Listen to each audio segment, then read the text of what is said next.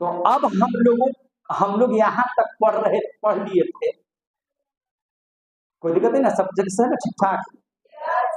चलिए क्रांति के प्रतीक को हम लोग देख लें और सीधा सीधी तौर पर बैठ जाए, सीधा बैठ जाए। और अब हम लोग पढ़ने जा रहे हैं तत्कालिक कारण, 1857 के विद्रोह का तत्कालिक कारण। इसके पहले हम लोगों ने देखा कि किस तरह से सैनिक 24 सैनिकों को 1806 में फांसी की सजा दी गई। जैसे ही अफगान का युद्ध हुआ और अफगान युद्ध में अंग्रेजों की पराजय हुई, तो भारत के सैनिकों को लगने लगा कि अंग्रेजों को हराया जा सकता है। ऐसा प्रतीत होने लगा। पढ़ाए हैं कि नहीं बात इस पढ़ाए? अंग्रेज को लगा कि सैनिकों को लगा कि अंग्रेजों को हराया जा सकता है। भारत के सैनिकों को लगा कि अंग्रेज अजय नहीं है कि नहीं। और पंजाब के युद्ध में जिस तरह से पंजाबियों ने, है ना, अंग्रेजों के छक्के छुड़ाए थे, हालांकि जीत तो गया था अंग्रेज ही, लेकिन आसानी से जीता नहीं था। तब वहां, है ना, भारत के सैनिकों को लगा कि यह इतनी आसानी से अंग्रेज पंजाब नहीं जीता है, समझे कि नहीं।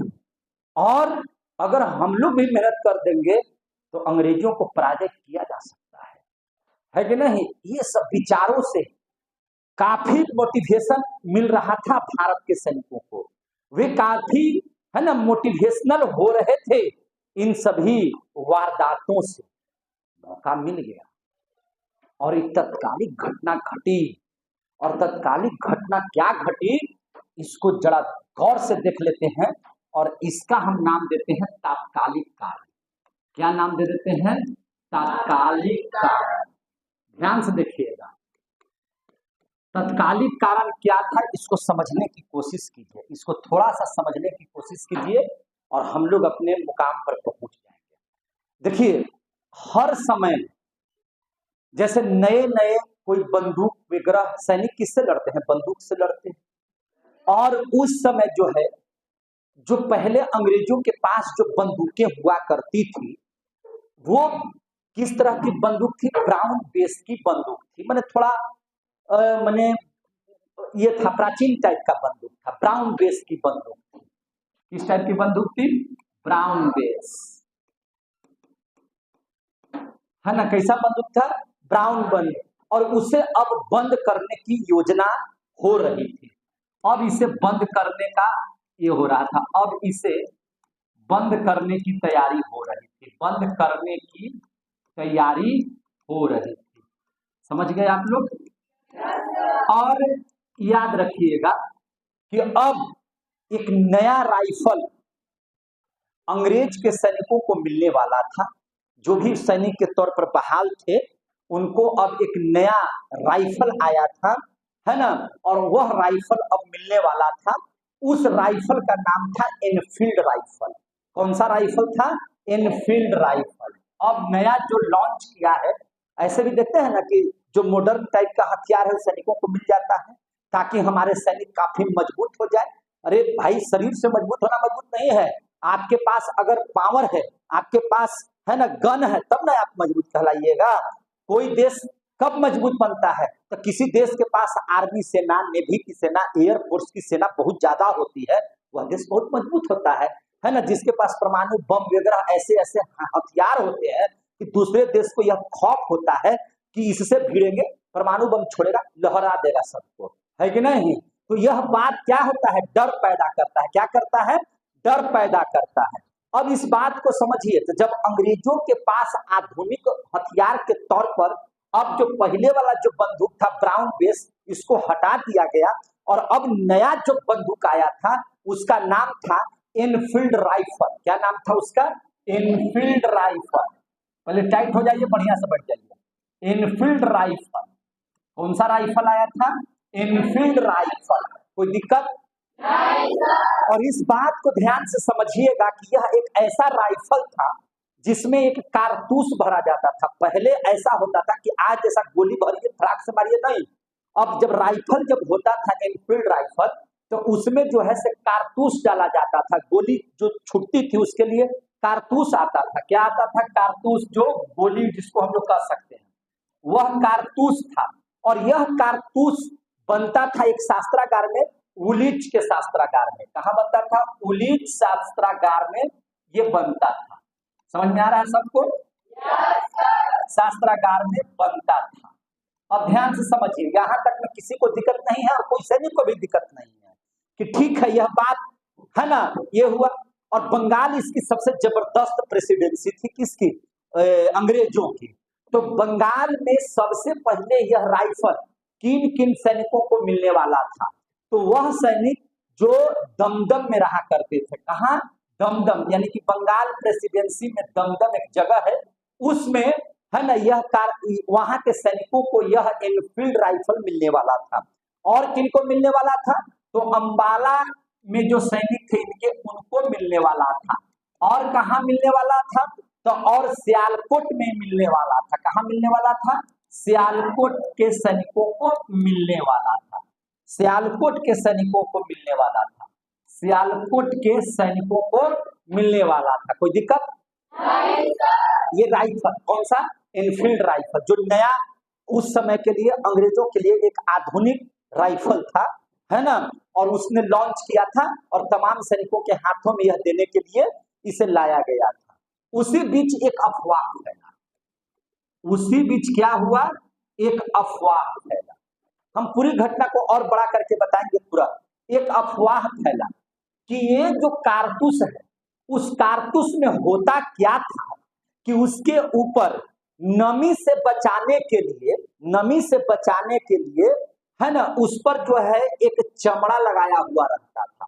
और उस कारतूस को क्या होता था कि राइफल में भरने के लिए सबसे पहले दांत में लगा करके, कारतूस को दांत में लगा करके, है ना, उस चमड़े को नोचना पड़ता था, चमड़े को खींचना पड़ता था। और जब खींचना पड़ता था और तब जो है से उस कारतूस की जो बारूद है उसको राइफल में क्या होता था? भरना पड़ता था। इतना बात समझ में आ गया सबको? तो जो चमड़ा का जो कैप लगा हुआ था, जो चमड़ा का कैप लगा हुआ था, जिसको दांत से चीर करके बाहर निकालना था, वहां पर यह अफवाह फैल गया कि वहां जो चमड़ा लगा हुआ है वह गाय के मांस का चमड़ा है। वह किसका चमड़ा है? गाय का वो मांस है, सुअर का मांस है। अब बताइए, क्या कोई हिंदू गाय के मांस को दांत से लगाएगा? क्या कोई, है ना, क्या कोई मुसलमान सुअर को, है ना, मुंह से लगाएगा? और यह अफवाह फैल गई, यह अफवाह फैल गई कि जो कारतूस है, कारतूस में जो बारूद भरा हुआ है, उस बारूद को निकालने के लिए जब दांत लगाता था कोई भी सैनिक, है ना, क्योंकि वह इसलिए कैप लगाया हुआ था चमड़ा का ताकि उसमें नमी जो हो, वह नमी से बचाव के लिए लगाया गया था। नमी हो जाएगा तो फिर बारूद नहीं ना छूट पाएगा, फिर तो आवाज नहीं निकल पाएगा और हत्या नहीं हो पाएगी या किसी को गोली नहीं मारा जा सकता है। तो उस चीज से बचाने के लिए जो चमड़ा लगा हुआ था कारतूस में, उसको खोलता था और खोलने के बाद जो है उसमें बारूद डाला जाता था और वह दांत से छिला जाता था। और अफवाह नहीं था, बल्कि यह एक सच्चाई थी। उसमें वास्तव में गाय के चमड़े का प्रयोग किया गया था, वास्तव में उसमें सुअर के चमड़े का प्रयोग किया गया था। अब बताइए कि हमको कोई गाय के चमड़े को खींचने के लिए कहेगा तो बर्दाश्त से फालतू है कि बर्दाश्त हो जाएगा? सीधा बैठ जाइए, बर्दाश्त होगा हम लोगों को? नहीं होगा। हम लोग एकदम इधर हिंदू जितने भी सैनिक थे वो सब इस करतूत से आपस में विद्रोह करना शुरू कर दिया, है ना। जो इस्लाम धर्म के सैनिक थे उन लोगों ने भी क्या करना शुरू कर दिया? विद्रोह करना शुरू कर दिया। और स्थिति आई कि यह बात, और यही नहीं, उसी समय एक और घटना होती है कि उसी छावनी में जहां पर यह पहला विद्रोह हुआ था, आपको पता नहीं है कि कहां पे पहला विद्रोह हुआ था, तुरंत हम बताएंगे।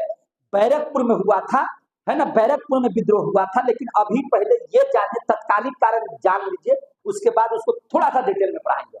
तो उसमें हुआ था क्या चीज कि जब चमड़े को खींचना रहता था तो वो गाय के मांस और सुअर के मांस का बना होता था, है ना। तो सुअर से इस्लाम लोग परहेज करते हैं और ये हम लोग गौ को तो अपनी माता मानते हैं, और उसका चमड़ा जो है हम लोग अगर मुंह से तीरेंगे तो यह हमारे धर्म भ्रष्ट होने की बात होगी कि नहीं होगी, और ये एकदम बिल्कुल हो जाएगी।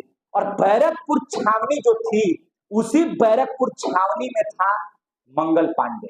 मंगल पांडे इसका विरोध करना शुरू कर दिए। मंगल पांडे ने सैनिकों को कहा कि इसको यूज हम नहीं करेंगे, है ना, इसमें गाय का मांस मिला हुआ है, अतः इसको हम अपने दांतों से कभी नहीं लगाएंगे। अब स्थिति को समझ लीजिए, मंगल पांडे इसका विरोध किए और उसने मन बना लिया था कि अगर यह राइफल आएगा, अगर यह कारतूस आएगा तो इसको हम सभी सैनिक नहीं चलाएंगे, और ज्यादा दबाव देगा तो यहाँ के अधिकारी को मारेंगे। और स्थिति यही हो गया था कि आओ देखा न ताओ, निकाला राइफल, अब पहले ठोक दिया अधिकारियों को। कौन? मंगल पांडे। किसने ठोक दिया? मंगल पांडे ने। मंगल पांडे ने गोलियां बरसानी शुरू कर दी, गोलियां चलाई। गोलियां चलाएगा तो बताइए भाई, घायल तो हो जाएगा ना लोग। अब स्थिति ये हुई कि इनका गोली का चलाना 1857 की क्रांति की जो बारूद भरी थी भारतीयों के अंदर में, जो एकदम हर व्यक्ति अंग्रेजों के खिलाफ था, अंग्रेजों के विरोध में था, एक बारूद बन करके रेडी था, उस पर एकदम तिल्ली मारने का काम किसने किया? है ना, तिल्ली मारने का काम मंगल पांडे ने किया, और यही तत्कालिक कारण बन गया। और 1857 की क्रांति का बिगुल कहा जा सकता है कि मंगल पांडे जैसा एक नौजवान ने ठोक दिया। आ गया समझ में? अफवाह क्या उड़ा कि कारतूस के ऊपर जो चमड़े लगे हैं, जो चमड़े हैं, वह गाय की चर्बी और सुअर की चर्बी, सुअर की चर्बी से बने हैं। आ गया समझ में? बने हैं। समझ में आ गया बात? फिर क्या था? फिर क्या था? मंगल पांडे जो सैनिक के तौर पर थे, जो सैनिक थे, बैरकपुर छावनी से, है ना, अधिकारियों पर गोली चलाकर, अधिकारियों पर गोली चलाकर इस क्रांति का बिगुल फूंक दिया। इस क्रांति का बिगुल फूंक दिया है कि नहीं? इस क्रांति का क्या किया? बिगुल फूंक दिया। यानी कि 1857 की क्रांति, है ना, अब शुरुआत हो जाएगी, और इसकी चिंगारी दिल्ली तक जाएगी, इसकी चिंगारी नाना साहब तक जाएगी, इसकी चिंगारी झांसी की रानी लक्ष्मीबाई तक जाएगी, इसकी चिंगारी जो है से बेगम हजरत महल तक जाएगी, बिहार में बाबू कुंवर सिंह तक जाएगी, और फिर भौकाल होगा, अंग्रेजों से युद्ध होगा, आमना सामना होगा, और जो होगा वो सब बिट्टू सर के द्वारा बताया जाएगा। नहीं, चिंता मत कीजिए, ऐसा पढ़ाएंगे जैसे मानो लगेगा कि 1857 की क्रांति की एक फिल्म देख रहे हैं। बात समझ में आ गई? तो इतना बात समझ में आ गया। अब हकीकत में हुआ क्या था उस समय, अब जरा हम लोग जान लेते हैं। ये तो तत्कालिक कारण हम पढ़ा दिए, आप लोगों को संतुष्टि था, जो मन में बेचैनी था कि 1857 की क्रांति कैसे हुई थी, क्या हुआ था कि एकदम 1857 की क्रांति जो है से प्रथम स्वतंत्रता क्रांति के रूप में जाने जाते हैं। तो अब मन शांत हुआ ना? अब पता हुआ ना कि इसका सबसे क्या कारण था? यही कारण था, कारतूस का वो चमड़ा लगा हुआ जगह जिसको दांतों से चीरना पड़ता था, जिसमें किसका मांस लगा हुआ था? गाय। और जिससे धर्म भ्रष्ट होने की बात हो रही थी, और धर्म भ्रष्ट होता भी, समझे कि नहीं? और इस खबर में 1857 की जो बारूद रूपी भारतीय अभी तक शांति से बैठे हुए थे, उनमें चिंगारी लगाने का काम मंगल पांडे ने कर दिया। आ गया समझ में? अब जरा हम लोग आगे चलते हैं और वास्तविक स्थिति क्या हुई है इस पर चर्चा कर लें। आखिर क्या क्या हुआ था उस समय, जानना जरूरी है कि नहीं जरूरी है? चलिए अब इसके हकीकत से रूबरू होते हैं। अब इसके हकीकत से रूबरू होते हैं, और हकीकत से रूबरू होते हैं जब, तो आपको मैंने पहले ही बताया कि अफवाह उड़ा था इस बात के लिए। क्या अफवाह था? तो देखिए, बंगाल जो प्रेसिडेंसी थी, इस बंगाल की प्रेसिडेंसी पर यहाँ पे बहुत बढ़िया से अंग्रेजों का शासन था, ये बात तो आप जान ही रहे हैं। और सबसे पहले जो आपका राइफल आने वाला था वो आप जान ही रहे हैं कि कहाँ कहाँ आने वाला था। दमदम आने वाला था, है ना, सियालकोट आने वाला था, और कहाँ जाने वाला था? अंबाला में जाने वाला था। ये बात आप जान रहे हैं, इसमें किसी को कोई शंका है तो हमको बताइए, समझे कि नहीं? और हुआ था क्या चीज, इस बात को समझिए। बंगाल की छावनी में जहां पर यह घटना हुई थी, है ना, वहां पर कर्नल की पत्नी थी, और कर्नल की पत्नी, बात समझिएगा, कर्नल की जो पत्नी थी, वह कर्नल की पत्नी इस छावनी में, है ना, दमदम की छावनी में जो है क्या कर रही थी? बाइबिल पुस्तक बांट रही थी। क्या बांट रही थी? बाइबिल की पुस्तक बांट रही थी। बाइबिल की जो पुस्तक बांट रही थी, तो सैनिकों को लग रहा था कि निश्चित तौर से यह हम लोगों को ईसाई बनाने के लिए प्रेरित कर रही है। यह ऐसा बाइबिल की किताब बांट करके क्या दिखाना चाहती है कि तुम लोग भी ईसाई धर्म का पालन कर लो या ईसाई बन जाओ। शायद सैनिकों ने इस बात को माना था, तो एक कारण ये भी हो सकता है। उस जो बातें हो रही हैं इस पर ध्यान से सुनिएगा।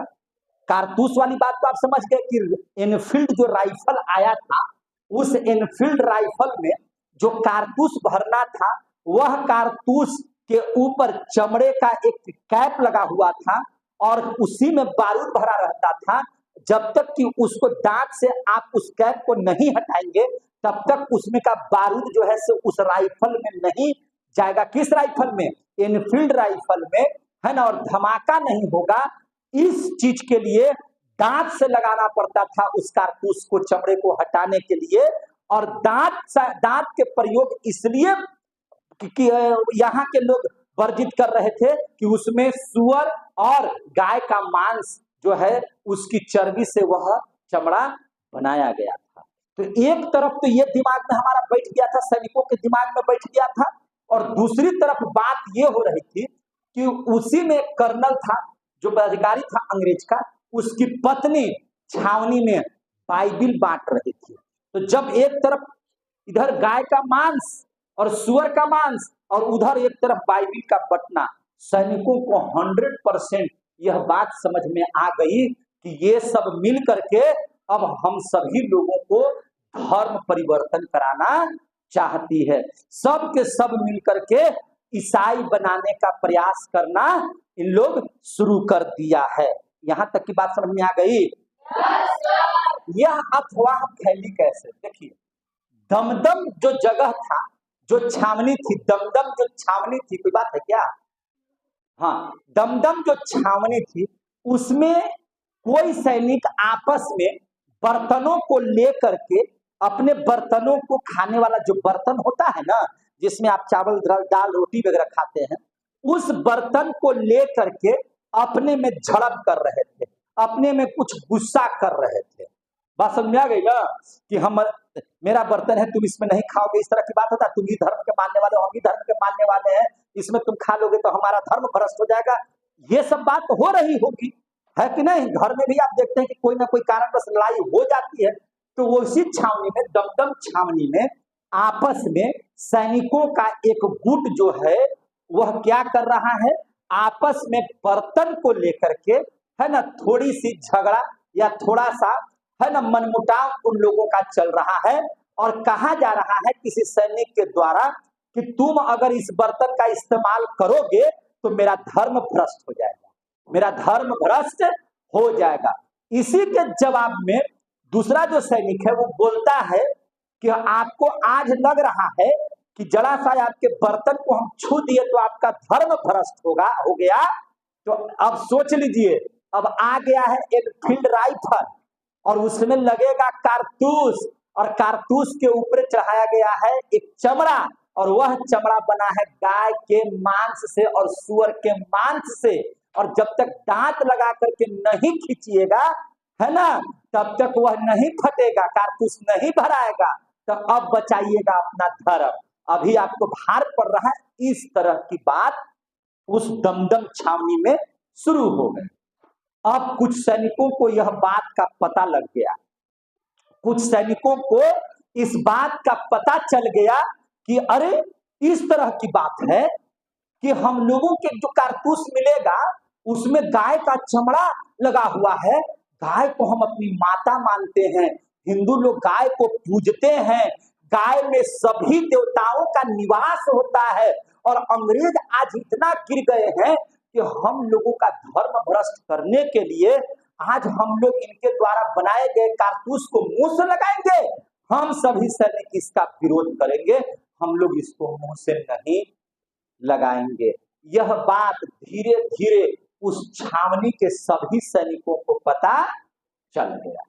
यह बात समझ में आ रही है कैसे कैसे घटना हो रही है से?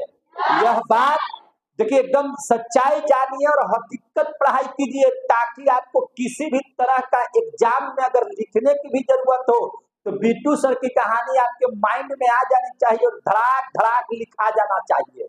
समझ में आ गया कि नहीं समझ में आ गया? तब क्या हुआ, उस छावनी के हर एक सैनिकों को इस बात का पता लग गया कि अरे इस तरह का हम लोगों के धर्म के साथ खिलवाड़ किया जा रहा है, यह नहीं चलेगा। यह बात धीरे धीरे दमदम की छावनी से निकल करके, यह घटना कब की है? जनवरी 1857 की। यह घटना कब की है? जनवरी 1857 की। यह जनवरी 1857 की घटना है, अफवाह का ये वाला चीज का। समझ में आ गई बात? अब यह बात एक छावनी से दूसरी छावनी, और वह दूसरी छावनी थी, है ना, बहरामपुर। दूसरी छावनी कहाँ थी? बहरामपुर। समझिएगा ध्यान से, बहरामपुर। यहां से ये बात उठी और अब कहां चली गई? दूसरी सैनिक छावनी में। वह छावनी थी कहां? बहरामपुर। और यह बात फैलते फैलते फरवरी हो चुका था। फरवरी 1857 में यह जो चर्बी वाली जो बात थी, चल गया कहां पे उड़ते हुए? बहरामपुर में। और बहरामपुर में भी जब लोगों ने, वहां के सैनिकों ने इस बात को समझा तो कहा कि हम लोग कारतूस नहीं भरेंगे, हम लोग एनफील्ड राइफल नहीं चलाएंगे, है ना। इन लोगों ने बहुत प्रयास किया विद्रोह का, लेकिन हिम्मत इन लोगों की नहीं हुई कि हम अंग्रेजों का विरोध करें, है ना। इन लोगों ने विरोध करना तो चाहा, लेकिन वहां के अंग्रेज प्राधिकारियों के डर से ये लोग खुले तौर पर विरोध न कर सके, है कि नहीं। और इनकी बात को दबा दिया गया, इन लोग चाह करके भी विरोध नहीं कर पाए। लेकिन आप हमको बताइए कि जब किसी चीज का अफवाह उड़ता है तो क्या वह जल्दी दबेगा? नहीं दबेगा। अब यह बात उठते उठते पहुंच गया, है ना, कहां? यह खबर अब पहुंच चुकी थी बैरकपुर। यह खबर कहां पहुंच चुकी थी? बैरकपुर छावनी में। किस छावनी में?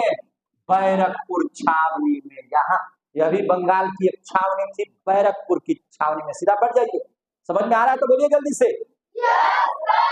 अब यह खबर उड़ते उड़ते गाय की चर्बी वाली बात, सुअर की चर्बी वाली बात, है ना, कहां पहुंच गई? देखिए, आप इस बात को समझे ना कि सुअर से इस्लाम धर्म के लोग घिनाते हैं, इसलिए जिंदगी में सब कुछ उन लोग बर्दाश्त कर सकते हैं। सुअर अगर उनके मस्जिद में फेंक दीजिएगा तो बर्दाश्त नहीं कर पाएंगे। और सुअर से उन लोग घृणा करते हैं, जिसके कारण मुंह में लगाएंगे? कभी नहीं लगाएंगे। मर जाएगा लेकिन नहीं लगाएगा।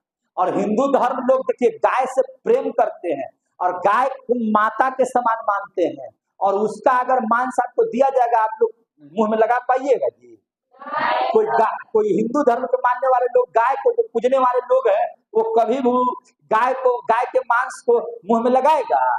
नहीं लगाएगा। और यह खबर, यह अफवाह धीरे धीरे कहाँ पहुंच गया? बैरकपुर छावनी में। कहाँ पहुंच गया? बैरकपुर छावनी में। और बैरकपुर छावनी में, जो बंगाल की छावनी है, कहाँ है ये? बंगाल। बैरकपुर कहाँ? बंगाल। बंगाल की एक छावनी है। और उस समय हो रहा था समय मार्च 1857। हवा उड़ा जनवरी, पहुंच गया बरहमपुर फरवरी, और अब बैरकपुर पहुंच गया मार्च में 1857 में। अब स्थिति को समझिए। यहाँ मंगल पांडे नामक एक सैनिक रहा करता था इस छावनी में। क्या नाम था? यहाँ मंगल पांडे। वाह! यहाँ मंगल पांडे ब्राह्मण परिवार का एक लड़का, जो काफी कम उम्र का लड़का था, और अपने बदौलत, है ना, सैनिक बन करके, है ना, आज यह बैरकपुर छावनी में, है ना, सेवा कर रहा था अंग्रेजों का। यह मंगल पांडे, यहाँ मंगल पांडे सैनिक था, है ना। और जब इसको इस बात की भनक लगी, जब इसको इस बात की भनक लगी, और ये भी आपको बता देते हैं कि बैरकपुर में जिस छावनी में था, उसका क्या था? 34 BNI नाम था। क्या नाम था? 34 BNI। BNI का मतलब बंगाल नेटिव। एन से क्या हो गया? बंगाल नेटिव। और आई से इन्फेंट्री। क्या नाम है इसका? इन्फेंट्री। बंगाल नेटिव इन्फेंट्री, है ना। 34 BNI, 34 BNI में यह कार्यरत था। समझे कि नहीं? 34 BNI, है ना, यानी कि बंगाल नेटिव इन्फेंट्री में यह मंगल पांडे जो सैनिक था, वह वहां पर कार्यरत था, और वहीं पर, है ना, सैनिक के तौर पर पदस्थापित था। समझ में आ गई बात? और सिपाही मंगल पांडे जो है, इस बात को सुन करके अचंभित हो गया, और उसने निर्णय ले लिया कि हम इस राइफल का प्रयोग नहीं करेंगे। उसने यह निर्णय ले लिया कि हम जो है यह कारतूस अपने दांतों से नहीं खींचेंगे, है ना, हम इसका खिलाफ करेंगे। लेकिन इसने वहां पर, जहां बरहमपुर के और दमदम के जो छावनी के सैनिक थे, इन लोगों ने खुला विद्रोह किया नहीं। अंग्रेजों का विद्रोह किया नहीं, है ना। खुला विद्रोह, एक मिनट, खुला विद्रोह नहीं किया, खुला विद्रोह नहीं किया। लेकिन बैरकपुर के ये जो मंगल पांडे, कौन? मंगल पांडे, अंग्रेजों के खिलाफ, अंग्रेजों के खिलाफ, है ना, खुलकर विद्रोह किया, खुलकर विद्रोह किया, खुलकर विद्रोह किया। खुलकर क्या किया? विद्रोह किया। डरने वाला है मंगल पांडे, डरने वाला है। देशभक्त जो रहेगा वो डरता है। सरफरोशी की तमन्ना अब हमारे दिल में है, देखना है जोर कितना बाजुए कातिल में है नहीं? ऐसे रहने वाले लोग डरेगा? जो डर गया सो मर गया, वो सच्चा देशभक्त नहीं हो सकता है। तुम गाय के मांस की चर्बी लगा दोगे और उसके बाद हमको बोलोगे कि दांत से चीरो, तुम्हारा सीना हम नहीं फाड़ दे, तो फिर हम काहे के लिए हैं? जरा मंगल पांडे की बातों को जान लेते हैं। मंगल पांडे कौन है कि नहीं? तो हम इसको जरा सा आपको बताते हैं, क्वेश्चन आता भी है एग्जाम में सब में। सबसे पहले जान लीजिए मंगल पांडे के जन्म के बारे में हम आपको थोड़ा सा चर्चा कर देते हैं, यहाँ पर कर दें। तो मंगल पांडे जो है, मंगल पांडे के बारे में थोड़ी सी बात को हम लोग जान लेते हैं, और तब इस घटना को हम बताते हैं। मंगल पांडे का जन्म, इनके जन्म के बारे में जान लीजिए। इनका जन्म जो हुआ है यूपी के बलिया जिला में, उत्तर प्रदेश। यूपी माने उत्तर प्रदेश के बलिया जिला। कौन जिला? आरा हिले, छपरा हिले, बलिया हिलेला, और जब लचके तो हर कमरिया तो पूरा दुनिया हिलेला। है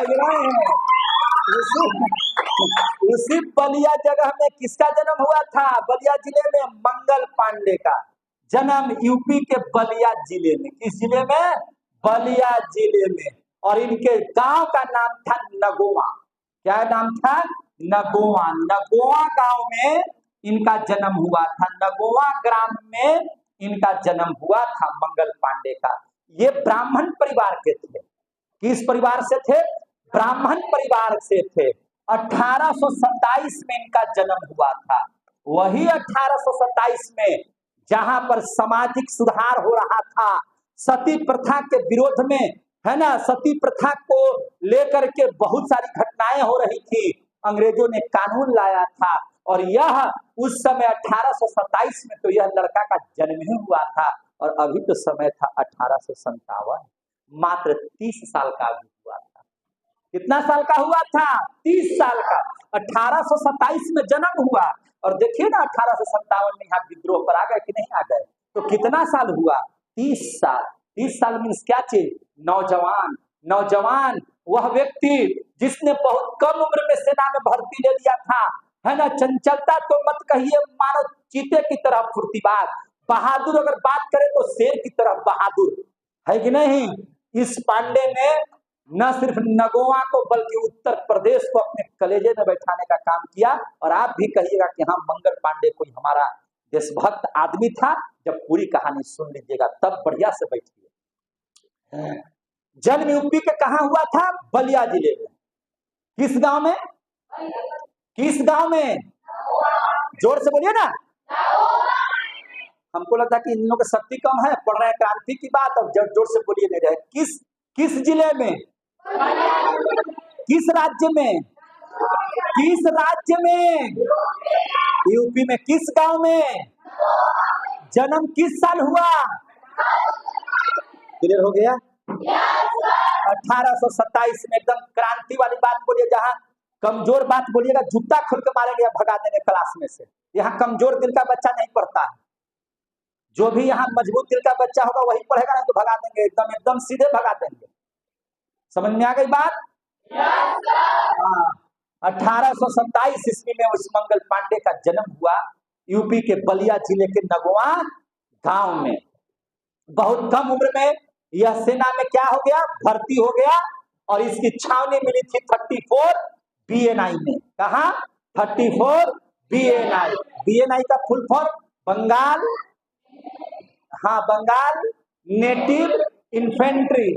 बंगाल नेटिव इन्फेंट्री छावनी में इसको सैनिक के पद पर, है ना, पैदल सैनिक के तौर पर। किस सैनिक के तौर पर? पैदल सैनिक के तौर पर इनकी भर्ती हुई।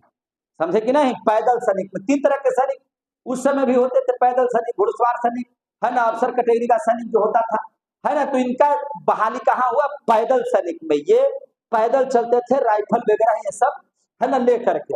अब स्थिति को समझ लीजिए। 29 मार्च की घटना है। कब की घटना है? 29 मार्च। 29 मार्च 1857। ये याद रखने वाला दिन है। कब? 29 मार्च 1857। 29 मार्च की क्या घटना होती है? जब यह बात का पता चलता है कि हमारे धर्म के साथ खिलवाड़ हुआ है, और खासकर पंडित जी थे। एक तो हिंदू, और हिंदू में भी कैसा हिंदू? तो ब्राह्मण परिवार के हिंदू थे। अब ब्राह्मण परिवार का लड़का कभी जो है से गौ का मांस लेगा मुंह में जी? सच्चे जो ब्राह्मण होंगे वो मीट मांस खाते हैं? नहीं खाते हैं। ब्राह्मण किनको कहा गया? जो वेदों का ज्ञाता हो, जो एकदम प्रकांड विद्वान हो, ब्राह्मण की संज्ञा दी गई, है ना। ज्यादा पढ़े लिखे लोगों को हम लोग ब्राह्मण कहते हैं, है कि नहीं?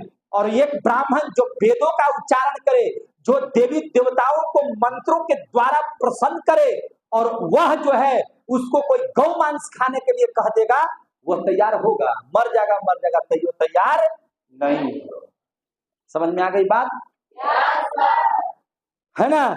मंगल पांडे ने अपने अधिकारियों के समक्ष इस बात को रखा, तो अधिकारियों के दबाव ने इसे, माने इसकी बात को समझने में अक्षम हुए, और अक्षम का परिणाम ये हुआ कि 29 मार्च 1857 का वो ऐतिहासिक दिन, याद रखिएगा, 29 मार्च 1857 कोई आम दिन नहीं था, बल्कि भारतीय इतिहास के पन्नों में मंगल पांडे को अमर बनाने वाला यह दिन था। समझे कि नहीं? और तारीख थी कितना? 29 मार्च 1857। समझे कि नहीं? मंगल पांडे गार्ड रूम के बाहर टहल रहे थे। बात समझ में आ रही है? ये अपने हथियार के साथ क्या कर रहे थे? टहल रहे थे। और टहलते समय इन्होंने कहा कि आज कोई पदाधिकारी बाहर निकलेगा, गोली मारेंगे उसके सीने में। समझे कि नहीं? हमारे धर्म भ्रष्ट की बात करने वाले को जिंदा ठहरने दे, यह मंगल पांडे के खून में कभी बर्दाश्त नहीं होगा, है कि नहीं? और तब काहे आपको क्या हो गया? एकदम साफ सो गया, एकदम लग रहा है कि हारे तेरे थे एकदम। आइए 1857 मजा आ रहा है हम लोगों को क्या? उस लड़के ने कहा गार्ड रूम के बाहर टहलते हुए यही हथियार है उनका। मैंने कलम है मेरा, मान के चलिए कि हथियार है, समझ लीजिए कि हम मंगल पांडे हैं। मंगल पांडे जो है गार्ड रूम के बाहर टहल रहे थे, है ना, ठक ठक की आवाज में, और उनका टहलना जो है से चालू हो चुका था। और दिमाग में बैठाए हुए थे मंगल पांडे कि आज जो अधिकारी इस छावनी का निकलेगा सीधे उसको गोली मारेंगे। क्या मारेंगे? गोली मारेंगे। और हुआ भी यही। एक सार्जेंट था, अंग्रेज पदाधिकारी, सार्जेंट, है ना, ह्यूसन। क्या नाम था उसका? Sergeant Hewson. क्या नाम था? Sergeant Hewson. एक अंग्रेज पदाधिकारी था।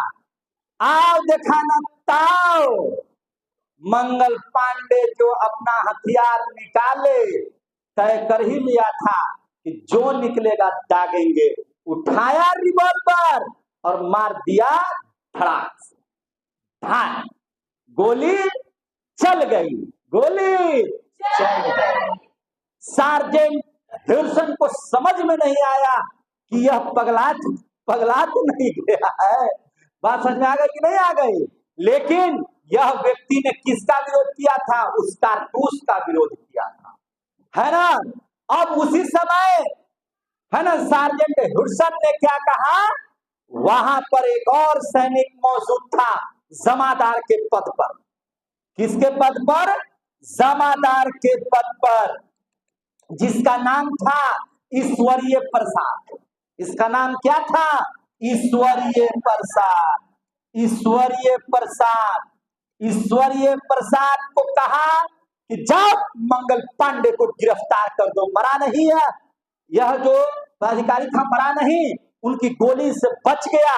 लेकिन आदेश दिया किसको? जमादार ईश्वरीय प्रसाद को। ईश्वरीय प्रसाद ने कहा कि हम जाएंगे पकड़ने के लिए मंगल पांडे को।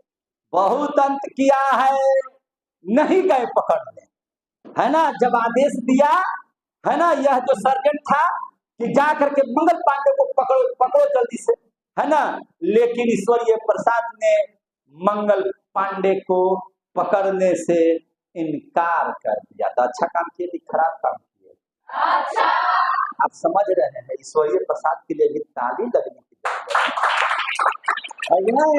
ईश्वरीय प्रसाद ने मना कर दिया। उसी वक्त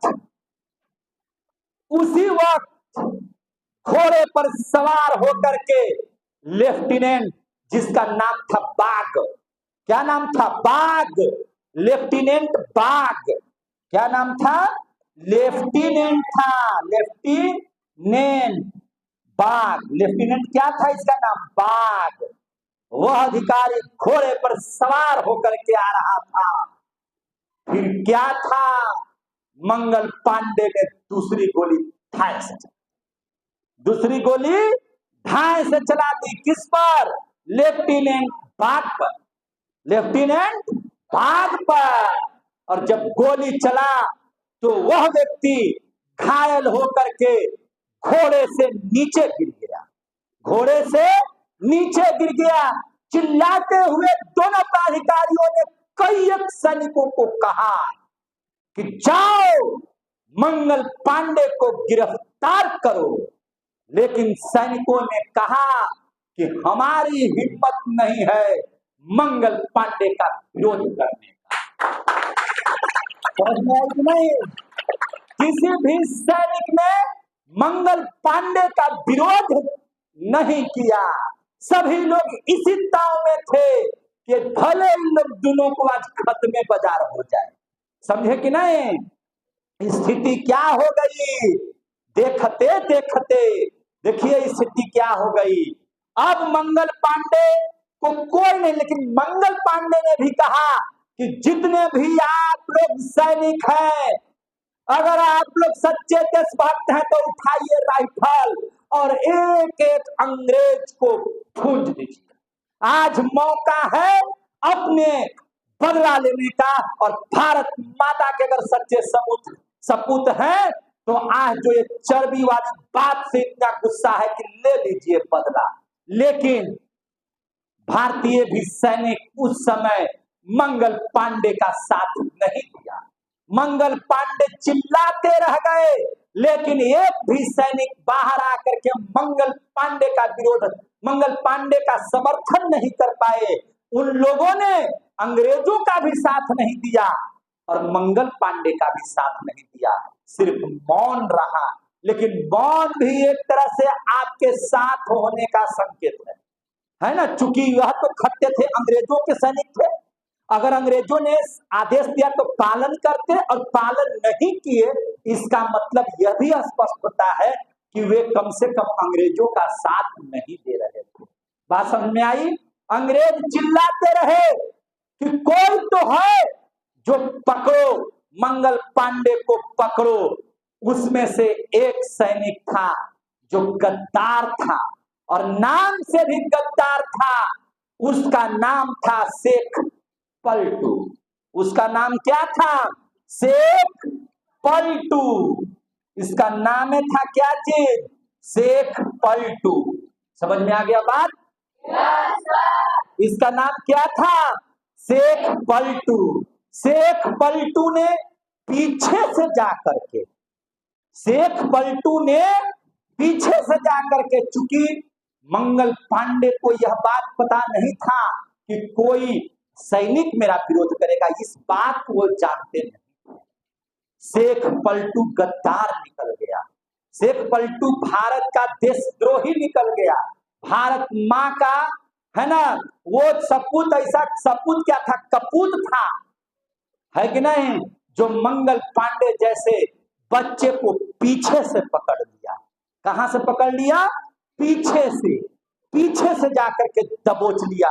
फिर भी मंगल पांडे के अन्य सैनिकों ने, मंगल पांडे के सहयोगियों ने जो था 2-4-5, वह मार पत्थर, मार जूता, मार पत्थर, मार जूता इस शेख पलटू का कपार भी तोड़ दिया। लेकिन तब भी शेख पलटू मंगल पांडे को छोड़ नहीं पाया, पकड़े हुए रह गया। मंगल पांडे ने कोशिश किया अपने आप पर गोली चलाने का, वह इसलिए कि हम अंग्रेजों के हाथों न मरे, हम अंग्रेजों के हाथे न लगे। अपने आप पर मंगल पांडे ने गोली चला ली। समझे कि नहीं? लेकिन दुर्भाग्य की बात है, मंगल पांडे जहां गोली चलाना चाहते थे नहीं लगा, और घायल होकर के गिर गए, घायल होकर के गिर गए। और अब क्या था? अब तमाम अंग्रेज के सैनिकों और तमाम अंग्रेज के पदाधिकारियों ने मंगल पांडे को गिरफ्तार कर लिया। मंगल पांडे को क्या कर लिया? गिरफ्तार कर लिया। बात समझ में आ रही है सबको? मंगल पांडे को क्या कर लिया गया? गिरफ्तार कर लिया गया और कोर्ट मार्शल कर दिया गया। कोर्ट मार्शल सैनिकों पर जो जब भी एफआईआर या जब भी जो है से कार्रवाई होती है तो कोर्ट मार्शल होता है, और उस कोर्ट मार्शल में जो सैनिकों के कुछ वकील या जो भी जज वगैरह होते हैं, जजमेंट दे दिया कि मंगल पांडे के यह इस करतूत से अंग्रेज, है ना, क्या है, अंग्रेज प्राधिकारी की जानलेवा हमले से अंग्रेज जो है इनको फांसी की सजा सुना दिया गया। कोर्ट मार्शल में क्या कर दिया गया, मंगल पांडे को फांसी की सजा दे दी गई। क्या दे दिया गया, फांसी की सजा दे दी गई। और याद रखिए 8 अप्रैल, कब, 8 अप्रैल 1857, कब, 8 अप्रैल 1857, यह काली मनहूस रात, ध्यान से समझिए, 8 अप्रैल 1857। अब देख सकते हैं मंगल पांडे ने, है ना, विद्रोह की ललकार को चैलेंज करते हुए गोलियां तो चलाई। उस समय अंग्रेजों का विरोध करने वाला एक भारतीय नहीं होता था, लेकिन यह भारत माँ का एक लाल पैदा लिया जो बोला कि हम डरने वाले अंग्रेज से नहीं है। किस मामले में, धर्म भ्रष्ट करने के मामले में। यह अंग्रेजों के सैनिक होते हुए भी अंग्रेजों का विरोध करने वाले मंगल पांडे हमारे देश के सच्चे सपूत के तौर पर आज साबित हो रहे थे, है ना। यह मंगल पांडे जिनकी उम्र अभी मात्र 30 वर्ष की है, क्योंकि इनका जन्म कब हुआ है, देखिए लिखवा है ना, कहीं नहीं लिख दिए है, कहाँ लिखे, देखिए 1827 में जन्म कब हुआ, 1827 में फांसी के तख्ते पर लटकने जा रहे हैं 8 अप्रैल 1857 को।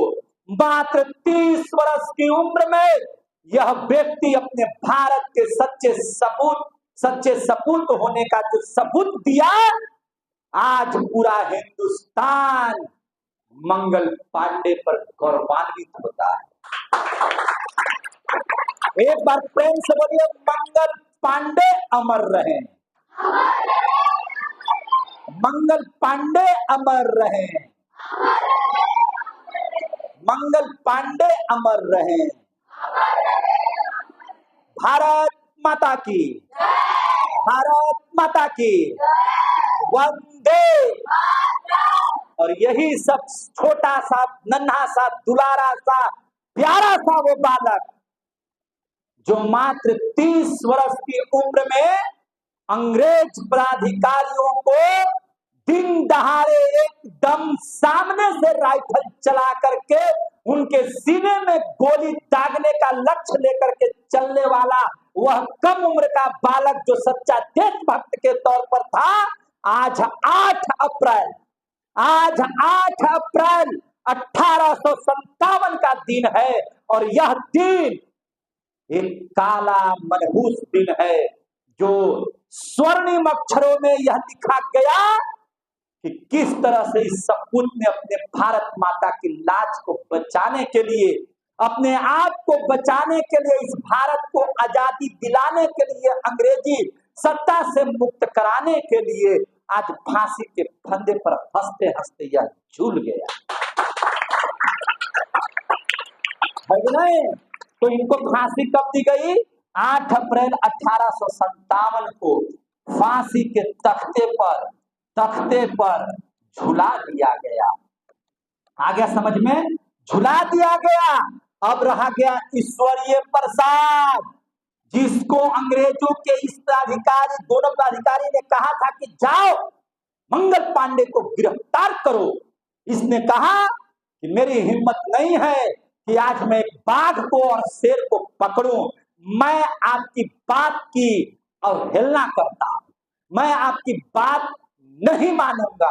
और इनको भी, इस ईश्वरीय प्रसाद को भी वह दिन 21 अप्रैल का डेट तय हुआ और 21 अप्रैल, है ना, 1857 को, 21 अप्रैल 1857 को इनको भी फांसी के तख्ते पर झुला दिया गया है कि नहीं। एक ने प्राधिकारियों पर गोली चलाई और दूसरे ने जब आदेश जमादार के पद पर था, कोई साधारण पद पर नहीं था, जमादार के पद पर था अंग्रेजों के यहाँ, लेकिन इसके बावजूद भी इन्होंने खुल करके एकदम मंगल पांडे को सपोर्ट किया। तो ऐसे भी हमारे ईश्वरीय प्रसाद को भी आज हम सभी लोग नमन करते हैं और उनकी जयकारा लगाते हैं। एक बार प्रेम से बोलिए ईश्वरीय प्रसाद की। ये भी हमारे भारत माता के सच्चे सपूत होने का जो है ना, इनको सौभाग्य प्राप्त हुआ। आज मंगल पांडे के साथ साथ ईश्वरीय प्रसाद को हम तमाम पढ़ने वाले लोग यहाँ से सत सत नमन करते हैं, श्रद्धांजलि सुमन अर्पित करते हैं इस क्लास के माध्यम से। जय हिंद, जय भारत।